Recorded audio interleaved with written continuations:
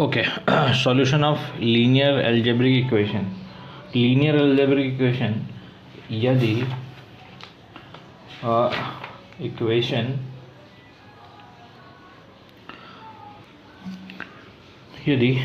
के फॉर्म में है तो ये जो इक्वेशन कहलाते हैं ये लीनियर अलजेब्रिक इक्वेशन कहलाते हैं। अब लीनियर इक्वेशन क्यों? क्योंकि इसमें किसी भी अचर राशि में घात नहीं है, चाहे वो x1 x2 x3 हो या इसकी जगह पे x y z भी हो सकता था, चाहे x y और z भी इसकी जगह पे हो सकता था। ठीक है, ओके। तो अगर इस टाइप का इक्वेशन है जहाँ पर क्या होता है a1 a11 a12 a13 b1 a21 a22 a23 b2 a31 a23 a33 और b3 जो है क्या है, कांस्टेंट वैल्यू है। क्या है? कांस्टेंट वैल्यू है।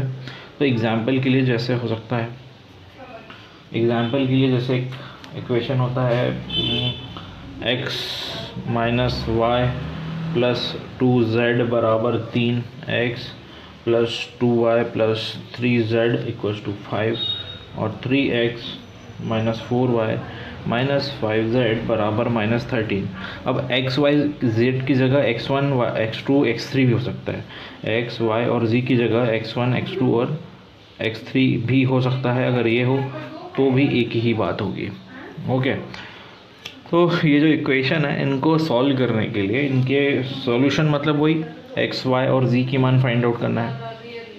x की मान, x की वैल्यू, y की वैल्यू और z की वैल्यू, ठीक है, या x1 की वैल्यू, x2 का वैल्यू या x3 का वैल्यू फाइंड आउट करना है। तो बहुत सारे क्वेश्चन आपको x1 x2 x3 के फॉर्म में आते हैं और बहुत सारे क्वेश्चन आपको x y z के फॉर्म में आते हैं। तो आपको कंफ्यूजिंग नहीं होना है, सेम ही चीज़ है, एक ही चीज़ है। तो इनको सॉल्व करने के लिए इन वाले क्वेश्चंस को सॉल्व करने के लिए आपको दो मेथड होती है, एक होती है डायरेक्ट मेथड और एक होती है इनडायरेक्ट मेथड। ओके, तो डायरेक्ट मेथड 3 होगी और इनडायरेक्ट मेथड 3 होगी। टोटल आपके पास 6 मेथड्स होंगी इनको सॉल्व करने के लिए। ओके, तो इसको हमेशा क्या करते हैं, इन जो अलजेब्रिक इक्वेशंस होते हैं, लीनियर अलजेब्रिक इक्वेशन, इनके कांस्टेंट को हम हमेशा इन सभी क्वेश्चंस में, इन सभी मेथड्स में इनके कांस्टेंट को हम क्या करेंगे, एक सारणिक के रूप में बना लेते हैं, सारणिक के रूप में, ठीक है, और फिर आगे जाके सॉल्व करेंगे। जैसे इनके कांस्टेंट को हम हमेशा a कह देते हैं। a जैसे कि एग्जांपल बता रहा हूँ, x का जो गुणज है 1, y का गुणज है -1 और z का गुणज है 2, ठीक है। और x नीचे वाले इक्वेशन में x का गुणज 1 2 एंड 3, नीचे वाले में 3 -4 और -5, इस टाइप का। इधर के जो बराबर वाले में जो है, जिनके साथ में कोई अचर राशि नहीं है, उसको हम हमेशा b लेंगे, 3 5 और -13।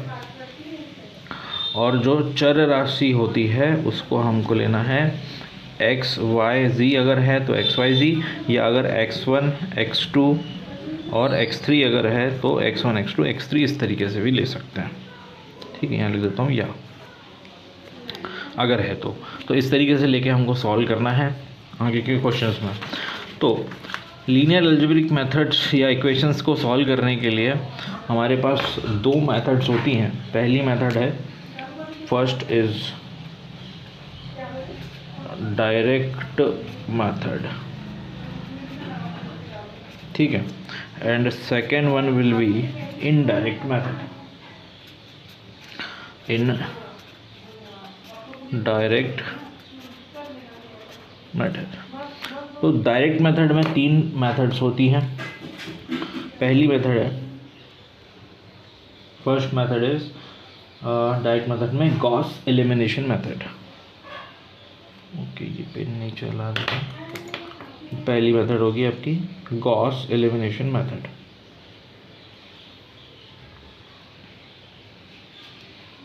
गॉस एलिमिनेशन मेथड, ठीक। Then second one will be Gauss Jordan method. Gauss Jordan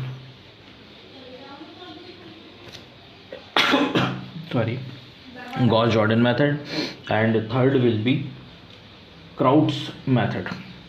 अब इनको किन किन अलग अलग नामों से पुकारा जाता है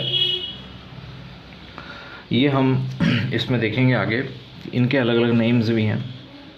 ओके, 3 इनडायरेक्ट मेथड होती है, कौन सी वो भी देख लेते हैं। तो इनडायरेक्ट मेथड में पहली मेथड होगी आपकी Gauss Jacobi method, Gauss Jacobi method. Second will be Gauss Seidel method, Gauss Seidel method. और तीसरी होती है आपकी रिलैक्सेशन मेथड, रिलैक्सेशन मेथड। अब जो रिलैक्सेशन मेथड है ना, वो आपके सिलेबस का पार्ट नहीं है, तो हम इसको नहीं पढ़ेंगे। ओके, इसको हम बिल्कुल नहीं पढ़ेंगे, सिर्फ हम ये 5 मेथड्स के बारे में पढ़ने वाले हैं।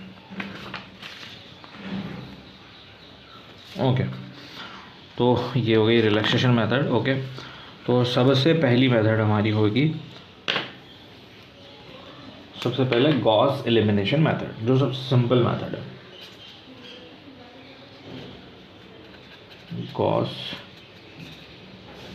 Elimination method. ओके, ठीक है।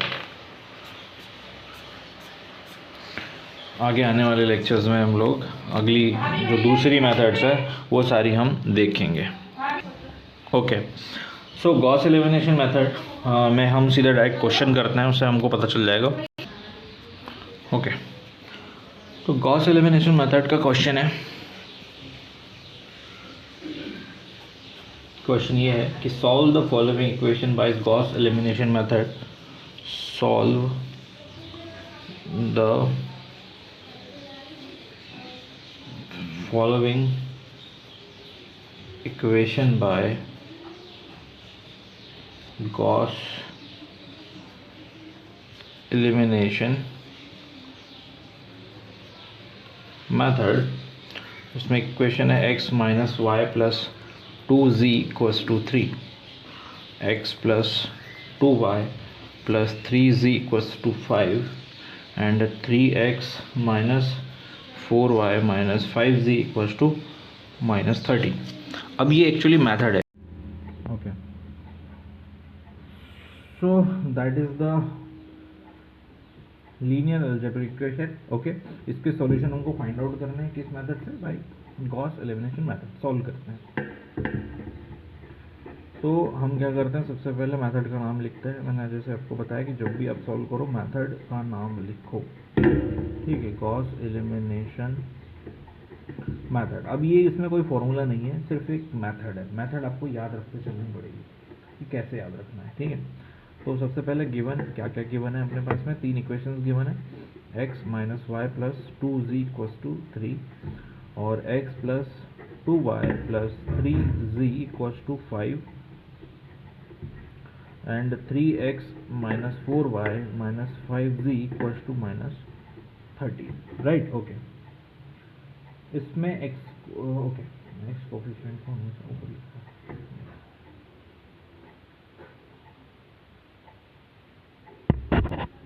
ओके, तो जब भी आप देखेंगे तो x वाला हमेशा सामने होना चाहिए, y और फिर 2z, मतलब x y z alphabetically order में होने चाहिए, राइट। ये हमारे पास गिवन है। अब इसको क्या करना है, अपन को मैट्रिक्स में कन्वर्ट कर लेना है, a x बराबर b के, ठीक है। तो मैंने अभी थोड़ी देर पहले आपको बताया a मतलब जितने भी कांस्टेंट है, क्या कोई कांस्टेंट है 1 माइनस 1 2 लिख लेना है, ये उसका 1 है, इसका 2 है, इसका 3 है। ओके, एंड देखो जो फर्स्ट इक्वेशन में मैंने आपको बताया ये वाला इस वाले को हम क्या कन्वर्ट कर रहे हैं, जैसे एग्जांपल के लिए ऊपर वाले को बता रहा हूँ मैं। तो ये a11 a12 a13 a21 a22 a233 a31 a23 एवं a33 में कन्वर्ट करना है। उसके बाद में b, जो b है उसको लिखना है b1 b2 and b3। Okay, इसमें इस तरीके से हमको लिखना है। तो ये हो गया 3 minus 4 and minus 5 x constant sorry चर राशि क्या है, एक्स वाई जी, यहाँ जगह एक्स, यहाँ जगह वाई और यहाँ जगह जी, बराबर बी कांस्टेंट जितने भी हैं 3 5 एल माइनस 13। जब आप इसको सॉल्व करेंगे ना, क्योंकि जब भी आप सारणी सॉल्व करते हैं तो आप first row and first column मतलब सेकेंड वाले का कॉलम को गुणा करते हैं, तो x minus y plus 2 z, okay, तो एक्स वाई और जी आ जाता है 3 5 माइनस 13 बराबर करके। जब आप इसको सॉल्व करेंगे तो ये वापस इक्वेशन जो है फर्स्ट सेकंड एंड थर्ड आपके कन्वर्ट हो जाएंगे, ओके। उसके बाद में ये किस फॉर्म में है, ये ए एक्स बराबर बी के फॉर्म में है, तो इसको हम इस ए एक्स बराबर बी को जो है हम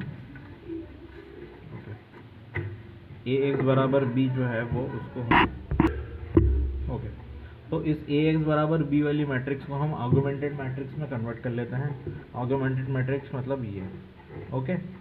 इस हम चर राशि को छोड़ देते हैं और ए और बी के जो पद होते हैं उनको हम, इसको एक्चुअली रेशियो नहीं कहते, ओके, ये हम बस डिवाइड करके रेशियो है कि बी के पद अलग है और ए के पद अलग है, और इसको 3:4 वाले रेशियो में हम लिख देते हैं।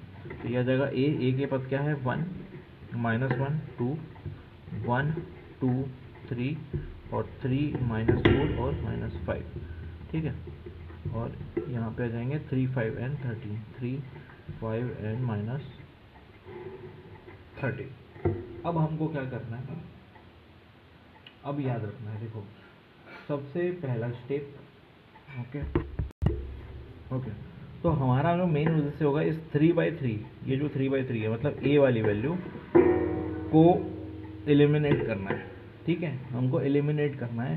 कहने का मतलब देखो मैं ये आपको पॉइंट्स बना दे रहा हूँ याददाश्त के लिए कि अपना उद्देश्य क्या है, ठीक है। ये जो एक है वो यहाँ पे है, ये जो -1 है ये यहाँ पर है और ये 2 है यहाँ पर है ना, तो 1 यहाँ पर है, 2 यहाँ पर है, 3 यहाँ पर है, ओके। ये 3/3 मैट्रिक्स है। ये बी वाले को हमको कुछ नहीं करना है, बस वो अपने आप होता जाएगा जो भी है, लेकिन हमारा मेन उद्देश्य इस ए वाली मैट्रिक्स, जो ए वाली मैट्रिक्स है उस पर ज़्यादा फोकस रहेगा, उसको हमको एलिमिनेट करके चलना है। तो इस ए वाली मैट्रिक्स में हमारा उद्देश्य होना चाहिए यहाँ पर इस वाला पॉइंट और ये वाला पॉइंट, मतलब ये वाला पॉइंट, ये वाला पॉइंट और ये वाला पॉइंट हम ज़ीरो कर दें, ठीक है, मतलब 3 को ज़ीरो कर दें, -4 वाले को पॉइंट को ज़ीरो कर दें स्थान को, और ये 1 जहाँ है वहाँ उसको हम ज़ीरो कर दें, ठीक है। तो यहाँ मैं याददाश्त के लिए लिख देता हूँ उद्देश्य, हमको ये तीनों पॉइंट्स को ज़ीरो करते चलना है, ओके, ज़ीरो करते चलना है। तो हम सबसे पहले क्या करते हैं,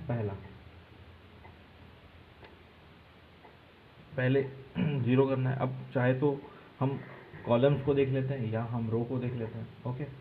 तो सबसे पहले क्या करते हैं, हम रोज़ को देखते हैं, R2 को, इस R2 को यदि मैं R1 से घटा दूँ तो ये ऑटोमेटिकली ज़ीरो हो जाएगा, ठीक है। और इस R3 में से अगर मैं 3 का गुणा करके R1 में 3 का गुणा करूँ और घटा दूँ तो ये भी ज़ीरो हो जाएगा, तो 2 पॉइंट हमारे ज़ीरो हो जाएंगे। तो मैं यहाँ लिख देता हूँ, अगर मैं R2 में R1 को घटा दूँ तो नया R2 बन जाएगा, और R3 में से मैं अगर 3 का गुणा करके R1 को घटा दूँ तो ये वाला पॉइंट भी आपका ज़ीरो हो जाएगा, ठीक है। तो ज़ीरो करके चलता है, ओके, इसको बार बार लिखने की ज़रूरत नहीं है, बराबर करके लिखो आप। सबसे पहले हम R1 में कोई चेंजेस नहीं कर रहे, तो R1 को जस्ट का तस लिख देते 3, ओके, ठीक।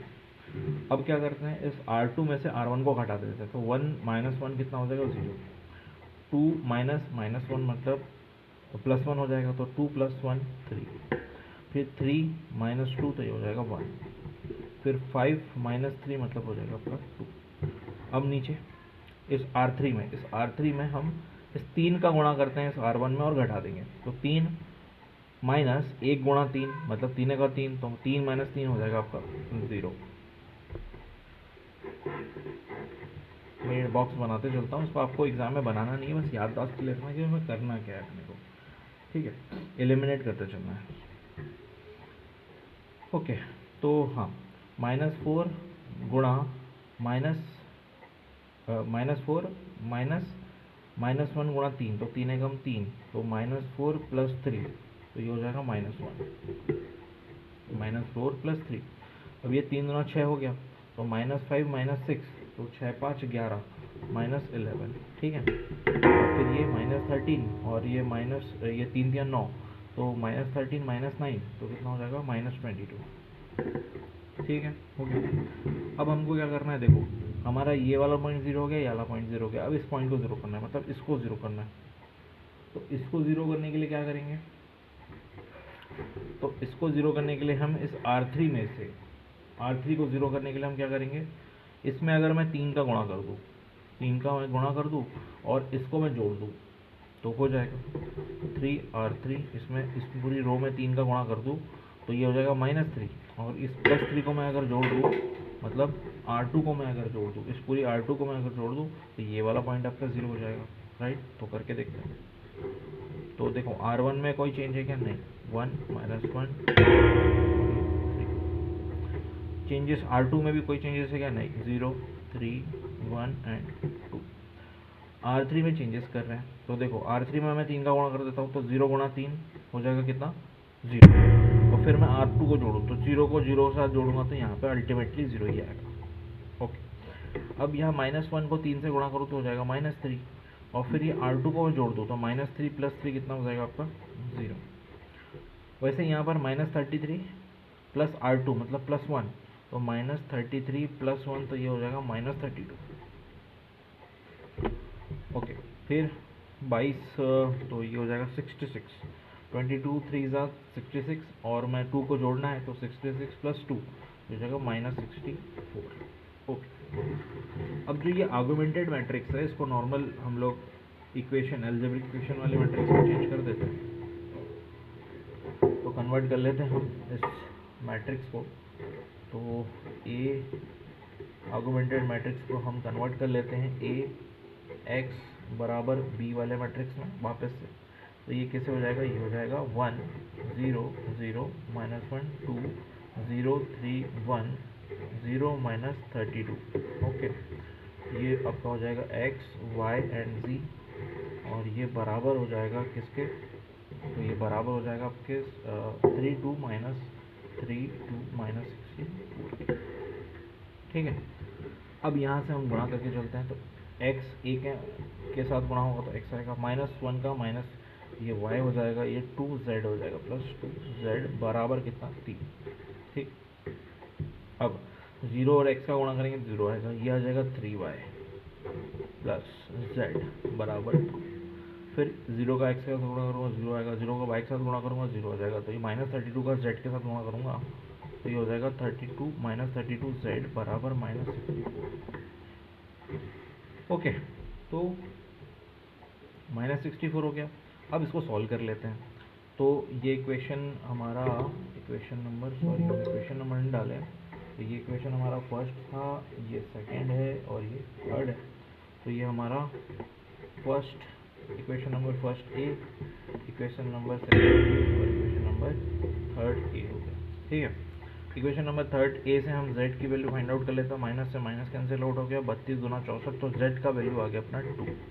इसको हम क्या करेंगे, इक्वेशन नंबर 2a में पुट अप करेंगे, तो z की जगह पे 2 रखते हैं, तो 3y + 2 बराबर 2।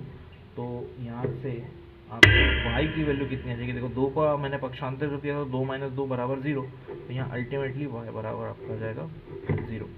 अब इन z की वैल्यू और y की वैल्यू को हम इक्वेशन नंबर 1a में पुटअप कर देते हैं। तो यहाँ पे x - 0 + 2 दूना 4 है ना, तो z की वैल्यू 2 है, तो 2 दूना 4 बराबर 3। तो यहाँ से x की वैल्यू आपकी आ जाएगी 4, 3 - 4 ये हो जाएगी 1, तो x बराबर -1, ओके। तो आपका तीनों आंसर आ जाएंगे, आपका आंसर नंबर 1, ये हो जाएगा आपका answer number 2, and that will be answer number 3, as simple as that. तो इसका PDF मैं आपके पास में शेयर कर रहा हूँ अभी, ओके। सो नेक्स्ट टॉपिक हमारा होने वाला है गॉस जॉर्डन और क्राउड्स मेथड। गॉस जॉर्डन और क्राउड्स मेथड हमारा नेक्स्ट टॉपिक होने वाला है। क्राउड्स मेथड के 4 अलग नाम होते हैं, LU डिकम्पोजिशन मेथड, चॉलस्की मेथड और फैक्टराइजेशन मेथड। मैं अभी लिखवा दूंगा, ओके।